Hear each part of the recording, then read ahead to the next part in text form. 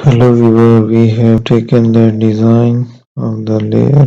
We will make the cuts into the layer so that we can generate it. There we are.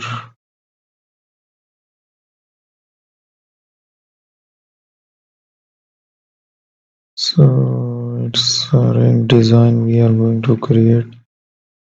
3D ring design. It may take a second to generate that 3D design of the layer.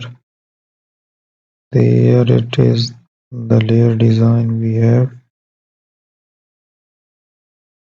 Then again take it,